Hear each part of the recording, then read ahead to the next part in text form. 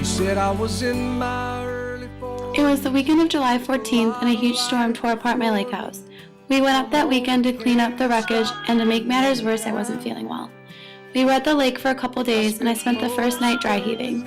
My boyfriend and my mom noticed that my right eye was swelling and took me to the local hospital where they did a CAT scan and found out that I had cellulitis behind my right eye, causing it to be pushed 5 centimeters forward.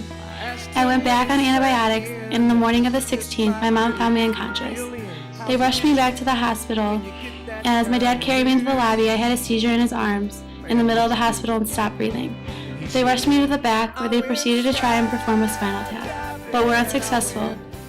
So they rushed me from my local hospital to Bronson Hospital in Kalamazoo, Michigan, where they successfully performed the spinal tap, which confirmed that I had meningitis.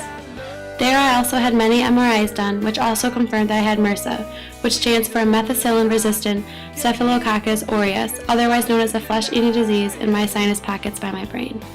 Since my incident was so rare, many doctors came in and took notes on me during my time spent at Bronson Hospital. The infectious disease doctor insisted that I needed to have brain surgery and clean out my sinus pockets or else I would die. But the doctors at Bronson refused to perform brain surgery on me. My parents listened to the infectious disease doctor and took charge and transferred me from Bronson to Children's Memorial Hospital in Chicago, Illinois to get me closer to home. I fasted the first day at Children's because they didn't know when I was going into surgery. Later on that day, I was taken to the ER and put into the preparation room while I waited for my turn to be taken into surgery. Finally, it was my time. The brain surgeon shaved a part of my head from ear to ear where she was going to make the incision. Then she pulled my skin down and cut into my skull so she could drain out the infection. She put a titanium plate over the bone she cut out and screwed it into my skull. She pulled my skin back up and made one contiguous stitch. I was in the hospital for a few days after until I finally got better and got to go home. The doctor told us that they've only seen a few cases of this a year, and that it's a miracle that I'm alive and that everything is functioning properly.